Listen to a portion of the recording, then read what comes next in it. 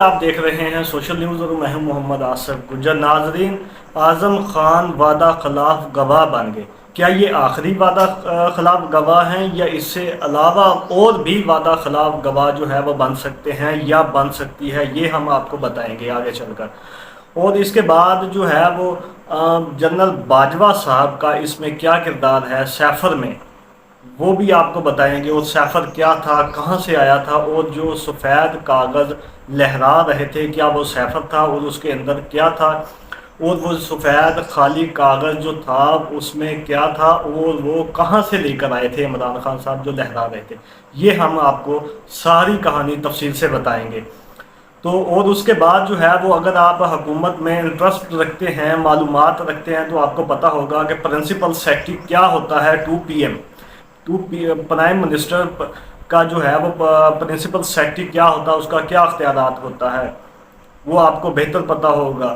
لیکن اس کا اتنا اختیارات ہوتا ہے کہ کہتے ہیں کہ وہ جو ہے پرائم منسٹر کی آنکھ، کان، ہاتھ اور پاؤں ہوتے ہیں۔ تمام تر اختیارات، اگر آپ نے کوئی کام کروانا ہے پرائم منسٹر سے تو آپ کو پرنسپل سیکرٹری کا دل جیتنا پڑے گا، تو پھر ہی آپ پرائم منسٹر سے کوئی سائن کروا سکتے ہیں، کوئی کام کروا سکتے ہیں۔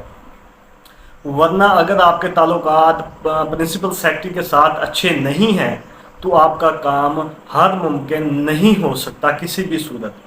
کیونکہ مثال کے طور پہ آپ کے سامنے ہے کہ جہانگیر ترین صاحب کے پرنسپل سیکرٹری جو اعظم خان صاحب تھے، اس کے ساتھ کچھ معاملات، تعلقات بہتر نہیں تھے، تو آپ کے سامنے نتیجہ ہے کہ اس کو پارٹی سے نکال دیا گیا اور وہ یہاں تک کہ وہ گرفتار ہوتے ہوئے بچے۔ اور اسی طرح فیصل وابڈہ صاحب کے ساتھ بھی یہی ہوا۔ تو جو ہے پرنسپل سیکرٹری کے جو بہت کردار ہوتے ہیں، فائل جو ہوتی ہے، جو تمام پاکستان جو پرنسپل سیکرٹری ہوتا ہے، تمام ایجنسیز جو ملک کی ہوتی ہیں ان سے وہی ڈیل کرتا ہے، اور MP MNs جو ہیں وہ ان کو بھی وہی ڈیل کرتا ہے۔ معاملات، فائل جو بھی آنا ہے، لیٹر آنا ہے یا جانا ہے، فائل آنی ہے، سائن ہونے ہیں نہیں ہونے، اس نے ہی کروانی ہے۔ اگر فار ایگزامپل اگر کوئی فائل آتی ہے تو پرنسپل سیکرٹری کہہ دیتے ہیں کہ سر اس پہ سائن کر دیں، چاہے وہ کروڑوں اربوں کے ہیں، وہ سائن ہو جاتے ہیں۔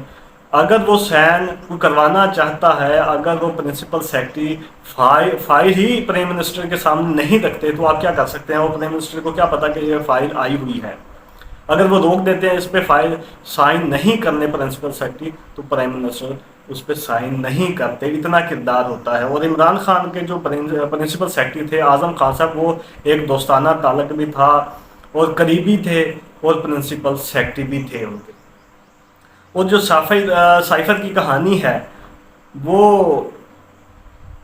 8 مارچ تقریباً 2022 کو آئی تھی۔ تو امریکہ کے اندر جو سفیر ہے اسد مجید صاحب، ان کی ملاقات ہوئی امریکہ کے وزیر خارجہ کے ساتھ جو ڈونلڈ لو کا ان کا نام ہے، ان سے ملاقات ہوئی۔ ملاقات کے بعد جو بھی ان سے گفتگو ہوئی تو اسد مجید صاحب نے ایک سیفر تیار کیا۔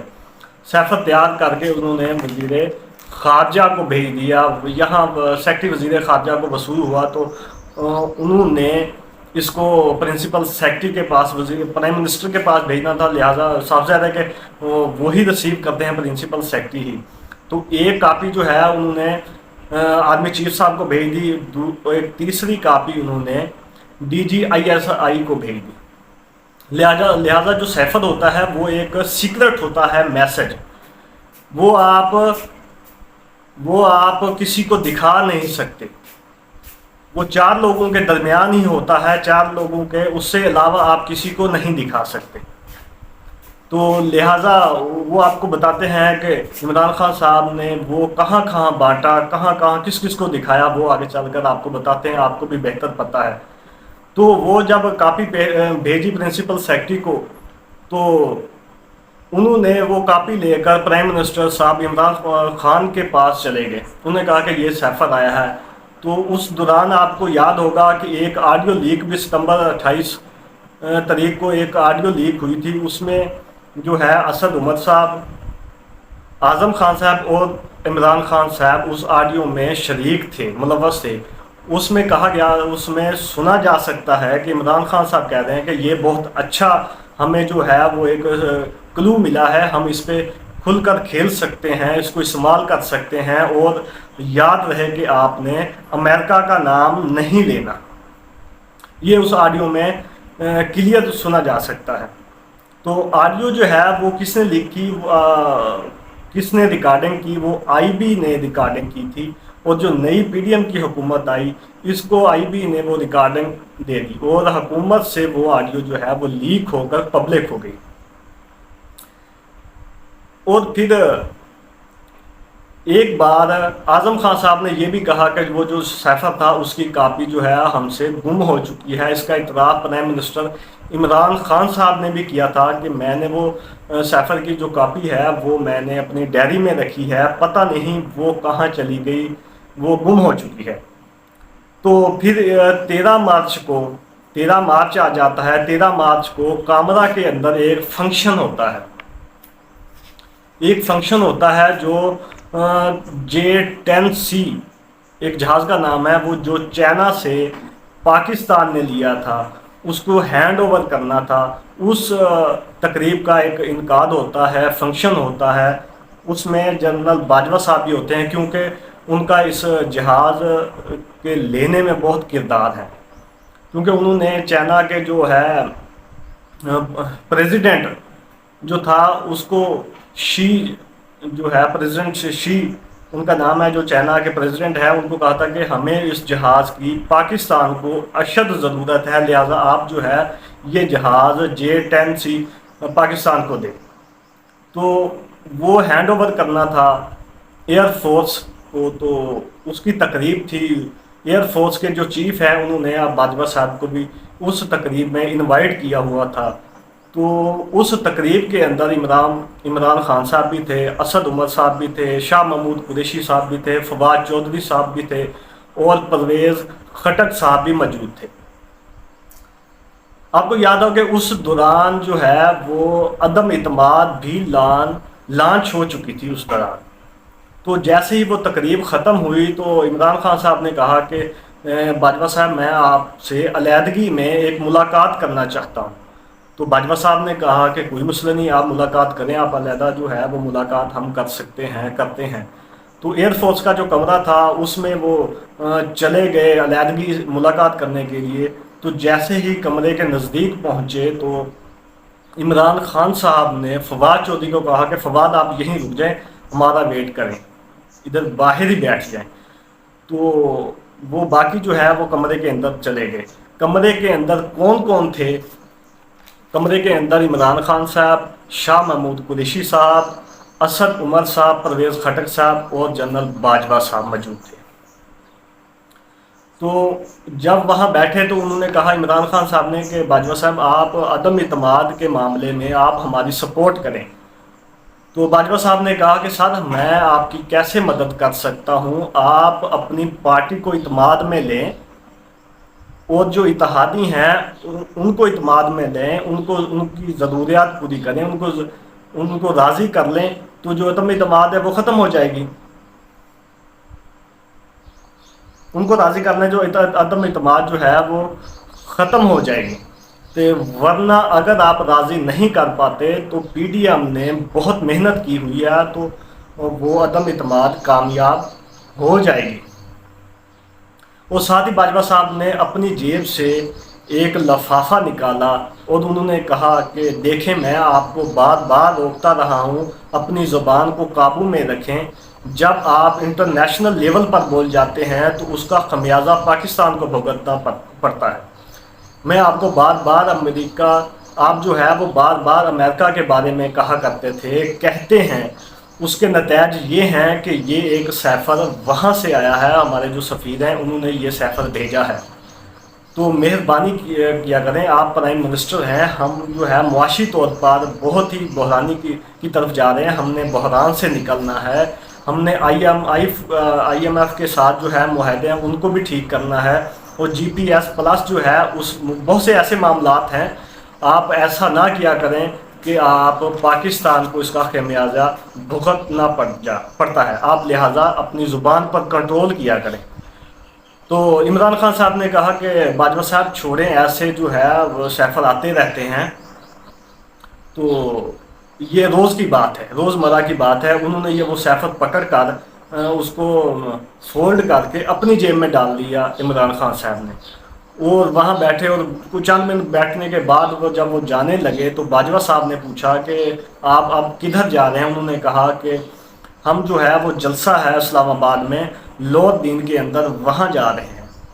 تو باجوہ صاحب نے کہا کہ آپ پرائم منسٹر ہیں پاکستان کے، آپ لہٰذا تھوڑا سا کسی کے غلط نام جو آپ رکھتے ہیں وہ مناسب نہیں لگتا، آپ ایسا نہ کیا کریں۔ آپ مولانا فضل الرحمان کے غلط نام لیتے ہیں، وہ ایک آنریبل لیڈر ہے، آپ ان کا نام غلط رکھتے ہیں، لہٰذا آپ کو سور نہیں کرتا، پرائم منسٹر ہیں، لہٰذا آپ احتیاط برتا کریں، تو احتیاط کیا کریں۔ تو انہوں نے کہا کہ باجوہ صاحب میں آپ کی بات کو فالو کرتا ہوں، احتیاط کروں گا، آئندہ ایسی شکایت جو ہے وہ نہیں آئے گی۔ وہ جیسے ہی وہاں سے نکلے تو جلسے میں پہنچے، جاتے ہی انہوں نے یہ کہا کہ مجھے باجوہ صاحب نے روکا کہ مولانا فضل الرحمان کا نام ڈیزل نہیں کہنا، اور میں ان کے روکنے کے باوجود ڈیزل کہہ رہا ہوں۔ تو باجوہ صاحب نے جیسے ہی سنا اس نے ماتھا پیٹا کہ میں نے کیسے انسان کو کہا ہے، اس کو میں سمجھانے کی بات کر رہا ہوں، اس کو روکنے کی بات کر رہا ہوں، اور وہ بجائے رکنے کے میری بات کو فالو کرنے کے وہ جاتے ہی جلسے میں میرا نام لے لیا۔ اور اس کے بعد انہوں نے وہی کاغذ جو باجوہ صاحب سے لیا تھا، اس نے وہ سیفر نکال کر لہرانا شروع کر دیا کہ یہ دیکھیں ہمیں جو ہے وہ دھمکی مل رہی ہے، اور ایک باہر سے سازش چل رہی ہے ہماری حکومت گرانے کی، اور پی ڈی ایم کو کامیاب کرنے کی سازش چل رہی ہے۔ اس کا نتیجہ یہ ہوا کہ ایک لہر پھیل گئی، اس کا خمیازہ پاکستان کو بھگتنا پڑا، اور امریکہ جو ہو وہ ناراض ہو گئی، اور باجوہ صاحب نے بہت پریشان ہوئے کہ دیکھیں میں نے اس کو روکا بھی ہے، لیکن میرے روکنے کے باوجود یہ نہیں رکے، یہاں تک کہ قاسم سوری صاحب نے بھی اسمبلی میں وہ سیفر جو ہے وہ لہرایا تھا۔ اس کے بعد وہ جو ہے تحریک عدم اعتماد لانچ ہو گئی، اس کے بعد وہ سپریم کورٹ میں وہ معاملات چل گیا، اور سپریم کورٹ میں جب گیا تو وہ جب اس دوران ثاقب نثار صاحب آتے ہیں، سابقہ چیف جسٹس، تو عمران خان صاحب کہتے ہیں کہ آپ ایسا کریں کہ یہ فیصلہ جو ہے وہ میرے حق میں دلوا دیں۔ تو ثاقب نثار صاحب ان کو جواب دیتے ہیں کہ اگر جو وہ کابینہ جو بینچ کر رہی ہے اگر میں ہوتا تو میں بھی وہی کرتا جو وہ موجودہ بینچ کر رہی ہے، لہٰذا آپ نے معاملات ہی اس طرح بگاڑ دیے ہیں کہ اب کچھ ہو ہی نہیں سکتا۔ تو اس کے بعد جو ہے وہ پی ڈی ایم کامیاب ہوگی، اور پرائم منسٹر جو ہے وہ شہباز شریف صاحب بن گئے۔ تو اس سے پہلے جب پرائم منسٹر عمران خان صاحب ہی تھے تو قومی اسمبلی کا ایک کمیٹی بینچ اجلاس ہوا تھا 31 مارچ کو، تو اس میں بھی یہ کلیئر ہوا تھا کہ جو یہ سیفر ہے اس کے اندر کوئی دھمکی نہیں ہے، کوئی ایسی سازش نہیں ہے، تو لہٰذا یہ جو لینگویج جو الفاظ ہیں وہ تھوڑے سے سخت ہیں، اس کے علاوہ یہ کچھ بھی نہیں ہے۔ اور اس کے بعد جب پی ڈی ایم کی حکومت آئی تو پھر بھی قومی اسمبلی کا اجلاس ہوا 12 اپریل کو، تو اس میں یہ ڈکلیئر ہوا کہ اس میں ایسی کوئی سازش نہیں ہے، کوئی دھمکی نہیں ہے، ایسا کچھ بھی نہیں ہے جس کے تحت عمران خان کی حکومت گرائی گئی ہے یا گرائی جا سکتی تھی۔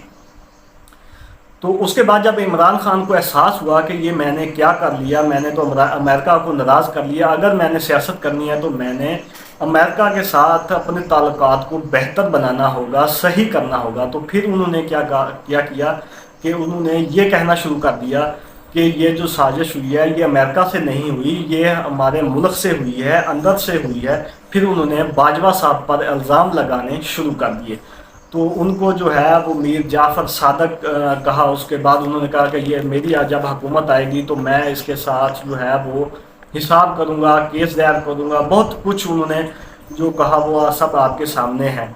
تو اسی دوران جو سیفر تھا اس پہ سپریم کورٹ سے اسٹے بھی ہوا تھا، جب اسی دوران 9 جون کو اعظم خان جو ان کے پرنسپل سیکرٹری تھے وہ گھر سے جب نکلے تو وہ غائب ہو گئے، تو ان کی فیملی والے جو ہے وہ بھی ڈھونڈ رہے تھے، تو لہٰذا وہ نہ ملے۔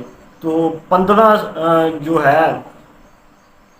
جون کو ایک ریٹ بھی دائر ہوئی ان کی طرف سے لا علمی کی غیب کی تو کڈنیپ کی جو ہے وہ رٹ بھی دائر ہوئی۔ جیسے ہی 18 جولائی، یہ جو جولائی جا رہی ہے اب، 18 جولائی کو سیفر کے حوالے سے جو کیس تھا سپریم کورٹ سے اسٹے جاری تھا، وہ اسٹے خارج ہو گیا۔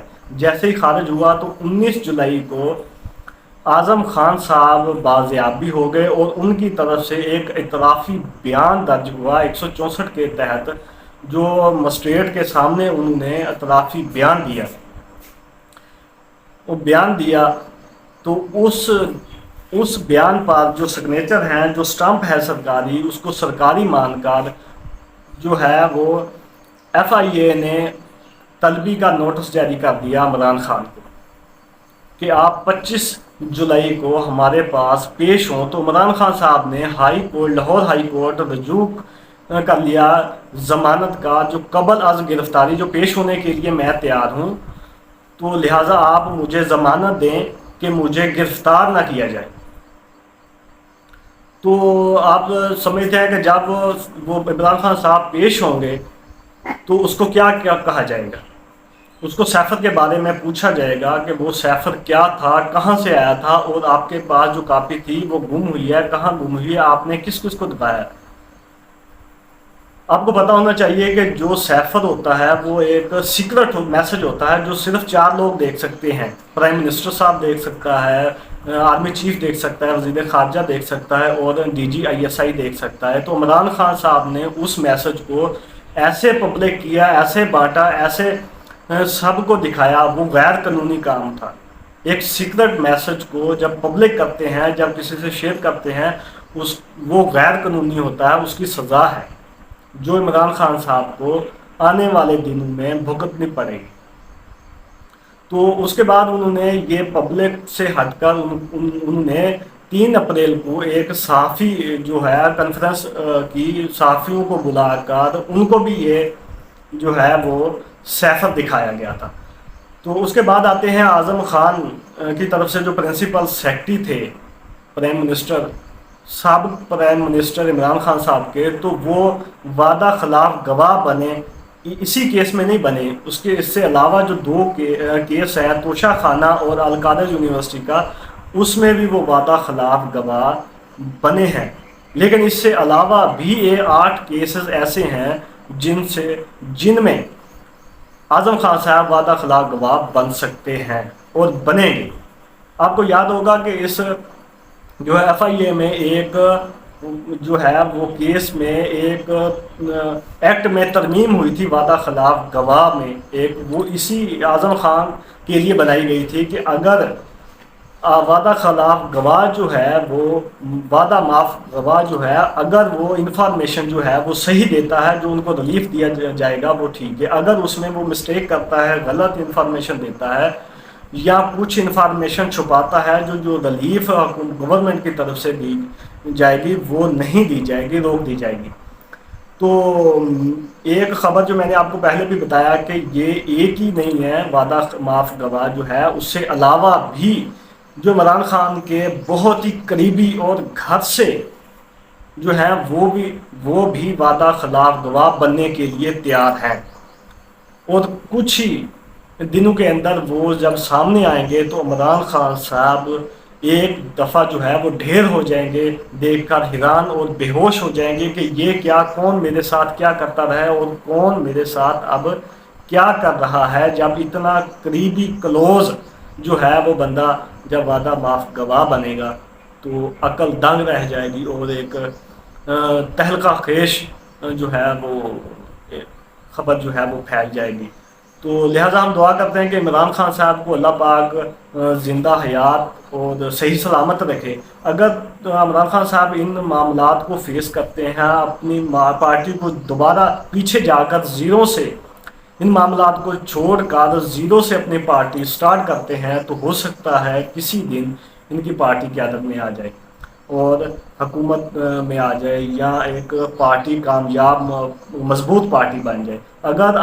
اگر وہ اسی پہ ڈٹے رہتے ہیں، اسی معاملات پر ڈٹے رہتے ہیں، تو عمران خان صاحب کو بہت اس کی خمیازہ اس کا بھگتنا پڑے گا۔